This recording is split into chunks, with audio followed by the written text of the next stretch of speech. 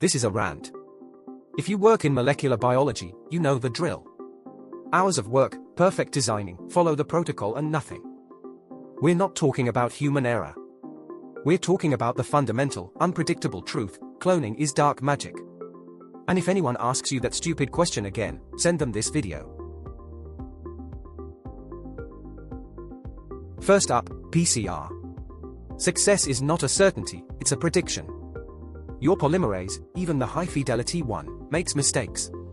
The more difficult the template, the more mistakes you can get, leading to a host of mutations or incomplete products. The enzyme struggles, pauses, and then drops the ball. Oligos? Even the best designed ones can form unpredicted structures.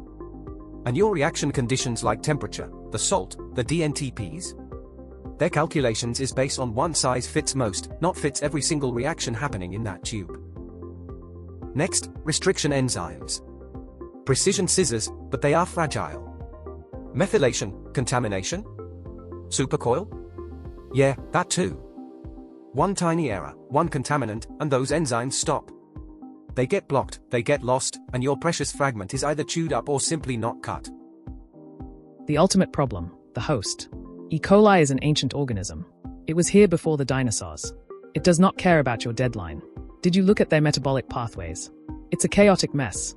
You think any stupid cloning software and an antibiotic on an LB plate are going to stop them from doing what they want? No. They can refuse to take the DNA. They can chew it up. They can silence it. They are in charge, not you. You are the tenant, they are the landlord. And these are just some of the things. Cloning failure is a constant possibility. Now I don't want to say that cloning is a shot in the dark. Of course it works. But it works because we manage, contain, and predict all the variables.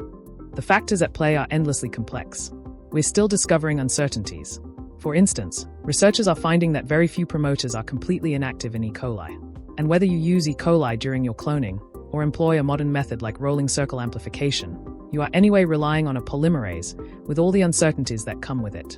Which brings us back to the stupidest question: why it didn't work. This people can trace back the issue to I put 1 microliters instead of 1.3. Lucky son of A. Molecular biology is about understanding and managing that underlying complexity, not just pipetting. Take pride in the chaos you master. All right, molecular magicians, that's it. If you survive the rant, you can survive the bench. Hit subscribe for more chaos management. My cat says to go and get some sleep.